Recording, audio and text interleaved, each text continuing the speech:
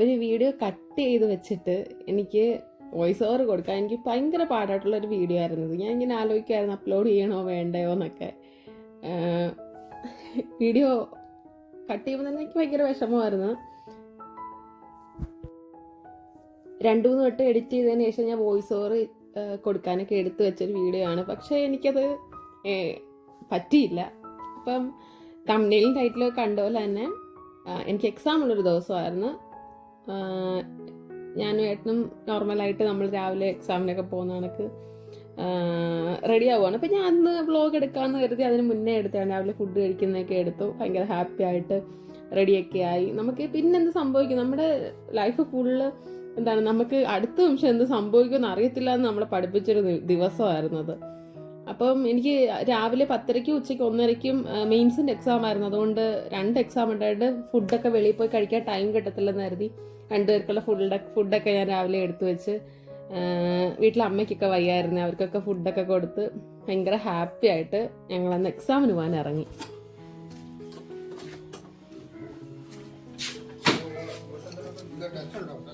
ഓ ഉണ്ടച്ചാ, എനിക്കേ ഉള്ളു ചവറ് വെച്ചാ 2 പരീക്ഷ ഉണ്ട് കേട്ടോ. അപ്പൊ അച്ഛനും രാവിലെ കുറച്ച് അസ്വസ്ഥതകളൊക്കെ തോന്നി. അപ്പൊ രാവിലെ അച്ഛനും അനിയനും കൂടെ ഹോസ്പിറ്റലിൽ പോകാൻ ഒരുങ്ങുന്നു. അമ്മയ്ക്ക് ചെറിയ വയ്യായികളൊക്കെ ഉണ്ടായിരുന്നു. ഞാൻ ഇതുവരെ വീഡിയോയിലൊന്നും പറഞ്ഞിട്ടില്ല. അപ്പൊ അമ്മയും അവിടെ റെസ്റ്റ് എടുക്കുകയാണ്. അപ്പൊ ഞങ്ങള് എക്സാമിന് പോകുന്ന കണക്ക് അന്ന് സെക്കൻഡ് സാറ്റർഡേ ആയിരുന്നു, November 9th ആയിരുന്നു നമുക്കിത് പറ്റുന്നത്. അപ്പൊ സെക്കൻഡ് സാറ്റർഡേ ആയതുകൊണ്ട് ഏട്ടൻ ഉണ്ടായിരുന്നുകൊണ്ട് എക്സാമിന് കൊണ്ടുപോവാണ്. എന്ത് ഹാപ്പി ആയിട്ട് ഞാനന്ന് വീഡിയോ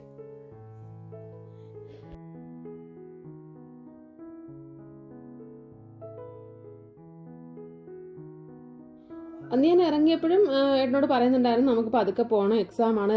കാരണം എനിക്ക് ഒരു പ്രിലിംസ് കിട്ടിയതിൻ്റെ മെയിൻസിൻ്റെ എക്സാം ആയിരുന്നു. അപ്പം അതുകൊണ്ട് തന്നെ 2 ടയർ എക്സാം ആയിരുന്നു. അത് നമുക്ക് പെർഫെക്റ്റ് ആയിട്ട് എഴുതണം എന്നൊക്കെ പറഞ്ഞുകൊണ്ട് നമ്മളിങ്ങനെ വണ്ടി നോർമലായിട്ട് പോകുന്ന കണക്ക് പോവുകയാണ്. പക്ഷെ നമ്മൾ മാത്രം സേഫായിട്ട് ഓടിച്ചാൽ പോരാ, നമ്മുടെ ഓപ്പോസിറ്റുള്ള ആളും കൂടെ സേഫായിട്ട് ഓടിക്കണം എന്നുള്ളൊരു സംഭവമായിരുന്നു ഇന്നവിടെ നടന്നത്. നമ്മളെല്ലാം ഇങ്ങനെ പറഞ്ഞ് പോകുന്നു. പക്ഷേ തൊട്ടടുത്ത നിമിഷം ഞങ്ങൾക്ക് ആക്സിഡൻറ്റ് പറ്റി. എൻ്റെ ലൈഫിൽ ഫസ്റ്റ് ടൈമായിരുന്നു ആക്സിഡൻറ്റ് പറ്റുന്നത്. എനിക്ക് ഭയങ്കര മെൻ്റലി എനിക്ക് പ്രഷർ ഉണ്ടായൊരു ഡേ ആയിരുന്നു അന്ന്.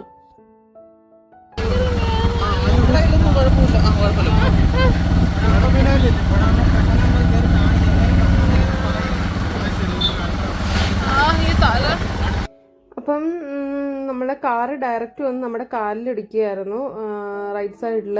അപ്പം കാറിലുണ്ടായിരുന്ന പുള്ളി തന്നെയാണ് നമ്മളെ ഹോസ്പിറ്റലിൽ കൊണ്ടുവന്നത്.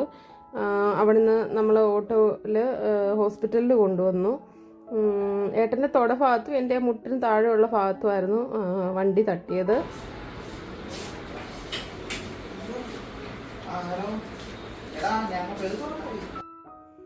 എനിക്ക് മെൻ്റലി ഭയങ്കര വിഷമമായി. കാരണം ഏട്ടനത് പറ്റിയല്ലോ, എനിക്കത് പറ്റിയല്ലോ എന്ന് ഞാനിങ്ങനെ ചിന്തിച്ചിരിക്കുകയായിരുന്നു. ഭയങ്കര സാഡായിട്ടുള്ളൊരു നിമിഷമായിരുന്നു. പക്ഷെ ഞാൻ പിന്നെ റിയാലിറ്റി തിരിച്ചറിഞ്ഞു, നമുക്ക് പറ്റി, പിന്നെ കുഴപ്പമില്ല, ഇത്രയല്ലേ പറ്റിയോളൂ എന്നൊക്കെയുള്ള കുറച്ച് കാര്യങ്ങൾ നമ്മൾ ചിന്തിക്കാൻ തുടങ്ങി. പിന്നെ പതുക്കെ അങ്ങ് ഓക്കെ ആയി കേട്ടോ.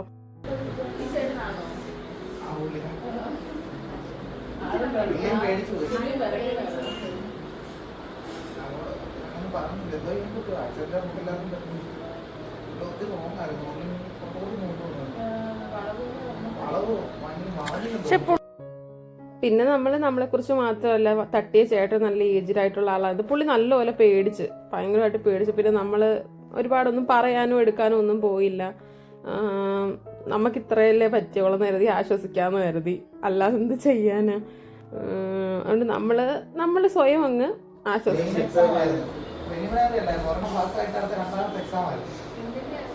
പഞ്ചായത്ത് സെക്രട്ടറി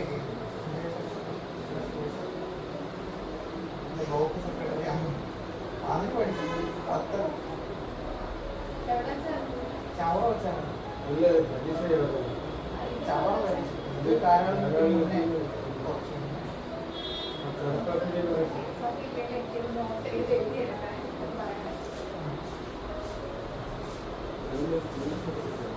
അതൊന്നും വേണ്ട. അതെല്ലാം അജിത്കുമാറായി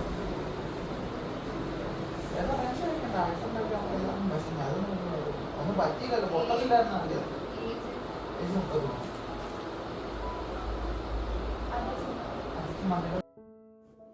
പുള്ളിയുടെ ഒരു പ്രൈവസി കണക്കൊക്കെയാണ് ഞാൻ ഫേസ് ഒന്നും കാണിക്കാഞ്ഞ കേട്ടോ. പിന്നെ നമ്മൾ ഹോസ്പിറ്റലിൽ നിന്ന് എക്സ്റേ ഒക്കെ എടുത്തു. പൊട്ടലൊന്നുമില്ല, പക്ഷേ ചതവായിരുന്നു ഫുൾ. എൻ്റെ കാലിലിടിച്ചതിൻ്റെ ഏട്ടൻ്റെ കാലിടിച്ചതിൻ്റെ ചതവും മസിൽ ഇഞ്ചുറിയും കാര്യങ്ങളൊക്കെ ആയിരുന്നു. പിന്നെ ഞാൻ വീഡിയോ ഒന്നും എടുത്തില്ല. ഫുൾ എനിക്ക് വയ്യായിരുന്നു. എനിക്ക് മൊത്തത്തിൽ എക്സാം എഴുതാൻ പറ്റാഞ്ഞതിൻ്റെ ഫുള്ളി എനിക്ക് മെൻ്റലി ഭയങ്കര വിഷമമായിരുന്നു അങ്ങ്. പിന്നെ നമ്മളെ ഹോസ്പിറ്റലിൽ നിന്ന് ഇറക്കി നമ്മൾ ആ ആക്സിഡൻറ്റ് നടന്നെടുത്ത് വന്നു കേട്ടോ. ഇല്ല മുറിവില്ല, ഇടിച്ചെടുത്തേ കുഴപ്പമില്ല, പൊട്ടലൊന്നും ഇല്ലായിരുന്നു.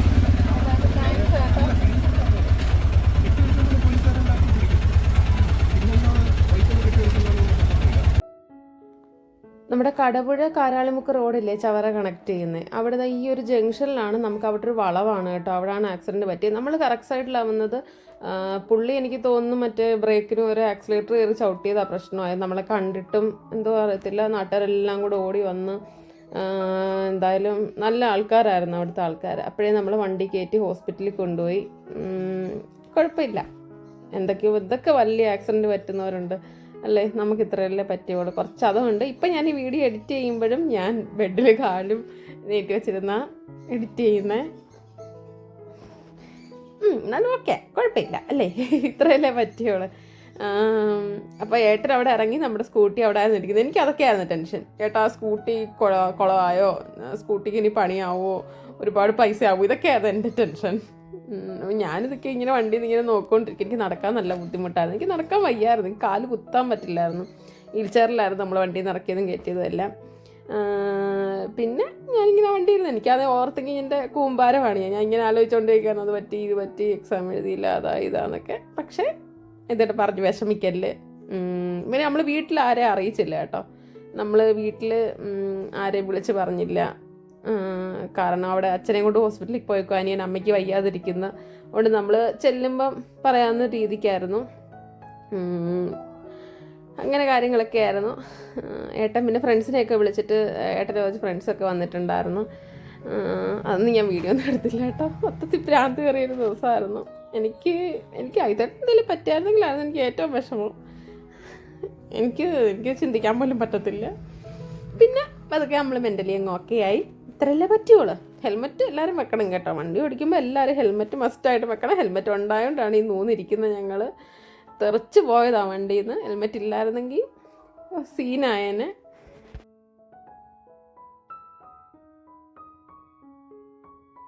നമ്മളെപ്പോഴും വണ്ടി ഓടിക്കുമ്പം നമുക്ക് ആക്സിഡൻറ്റ് പറ്റരുതെന്ന് കരുതി മാത്രമായിരിക്കല്ലോ നമ്മൾ വണ്ടി ഓടിക്കുന്നത്. നമുക്ക് ഓപ്പോസിറ്റ് ഒരാൾ വരുന്നുണ്ട്, പുള്ളിക്ക് ഒരു ഫാമിലി ഉണ്ട്, അയാളെ കാത്തിരിക്കുന്ന ആൾക്കാരുണ്ട്.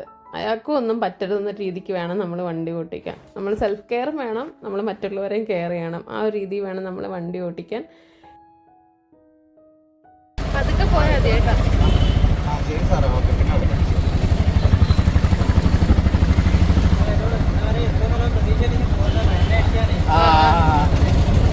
കുഴപ്പമില്ല, നമുക്ക് വേറെ കുഴപ്പമില്ലാത്തോണ്ടേ. പമ്പിലോട്ട് കയറ്റി അടിക്കണ്ടേ?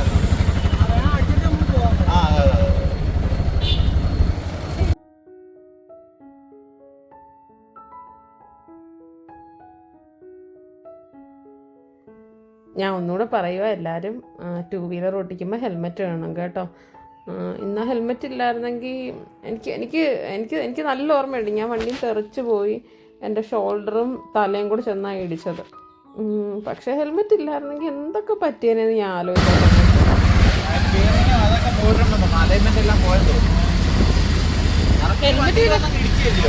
ഇതൊക്കെ ഇപ്പൊ പറ്റിയല്ലേ ഹെൽമെറ്റ്?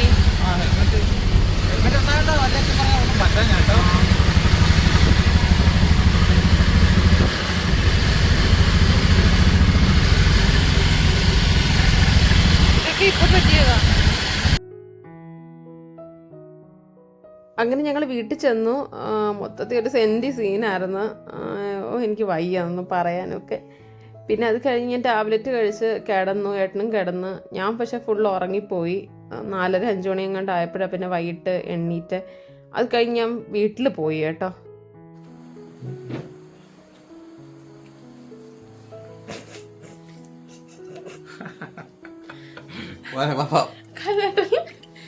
രാവിലെ ഇതാണെങ്കിൽ നമ്മള് വീഡിയോ എടുത്തേ.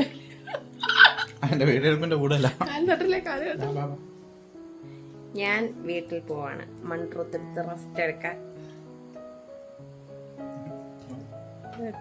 പോണോ? പോട്ടെ. എന്താ കാര്യം വഴിയെ പറയാം.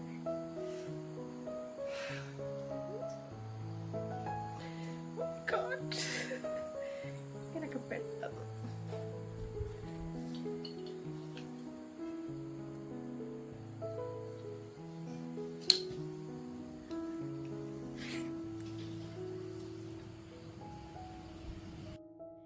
എത്ര നമുക്ക് അത് പറ്റിയില്ല, ഇത് പറ്റിയില്ല, ഇത്രേ വന്നുള്ളൂ എന്ന് പറഞ്ഞാലും നമുക്കുണ്ടായ പെയിനും സങ്കടവും എല്ലാം അന്ന് നമുക്കുണ്ടായിരുന്നു. പിന്നെ നമ്മൾ മനസ്സുകൊണ്ട് ആശ്വസിക്കുക എന്നുള്ളൊരു സംഭവം ഉള്ളായിരുന്നു.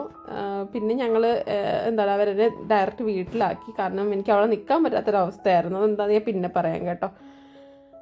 അങ്ങനെ നമ്മൾ മൺട്രോത്തുരുത്ത് വന്ന് ഏട്ടന് വണ്ടി ഓടിക്കാൻ പറ്റാത്തതുകൊണ്ട് അരുണണ്ണൻ കാറെടുത്തുകൊണ്ട് വന്ന് അരുണണ്ണനും ശ്യാമണ്ണനോടാണ് നമ്മളെ വീട്ടിൽ കൊണ്ടുപോയത്.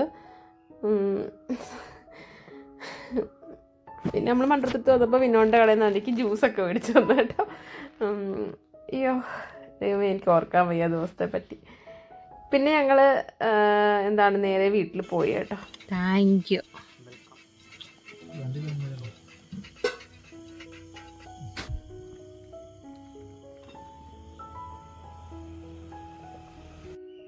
അമ്മയോട് ഞാൻ ജസ്റ്റ് ഒന്ന് സൂചിപ്പിച്ചിട്ടുണ്ടായിരുന്നു, നമ്മൾ നിൽക്കാൻ വരുമെന്നും കാര്യങ്ങളൊക്കെ പറഞ്ഞിട്ടുണ്ടായിരുന്നു. അപ്പം അമ്മേൻ്റെ കാലിൽ കണ്ടുകൊണ്ടേ പറഞ്ഞു, എന്താ അറിയോ, അലൂമിനിയം പാത്രം ഞണങ്ങിയ പോലെ ആയിപ്പോയി കാലെന്നാണ്. എന്ന് വെച്ചാൽ നമ്മൾ കാറ് ഡയറക്റ്റ് വന്ന് കാലിലിടിച്ചാണ്. അല്ലെങ്കിൽ നമ്മളിപ്പോൾ തെറിച്ച് വീണ സമയത്ത് അവിടെ ഉണ്ടായൊരു ഇടിയോ അല്ലെങ്കിൽ എന്തെങ്കിലും സംഭവമായിരുന്നെങ്കിൽ ഇത്രയും വരത്തില്ലായിരുന്നു എന്നാണ് തോന്നുന്നത്. പക്ഷേ കാർ ഇടിച്ച് എൻ്റെ ആ കാലിൻ്റെ ആ മടക്ക് അതോ ആ ഭാഗമില്ല, അവിടെ ഒരു ഞണുക്ക് പോലങ്ങായി. എനിക്ക് ആ ഭാഗത്തൊന്നും ഇപ്പോഴും ഒരു സെൻസേഷൻ ഇല്ല കേട്ടോ. എനിക്ക് തൊടുമ്പോൾ ഒന്നും അറിയാൻ വയ്യ. പിന്നെ ടാബ്ലറ്റൊക്കെ കഴിച്ചു. ചേച്ചി ഞാനൊന്ന് വീഡിയോ കോൾ വിളിച്ചു. ഏട്ടനൊക്കെ അതിൻ്റെ ഇടയ്ക്ക് പോയി കേട്ടോ. എന്നിട്ട് ഞാൻ കിടന്നുറങ്ങി, ബോധമില്ലാതെ. പിന്നെ അത്രേ ഉള്ളു വ്ളോഗ് കേട്ടോ. ബാക്കിയൊക്കെ പിന്നെ പറയാവേ.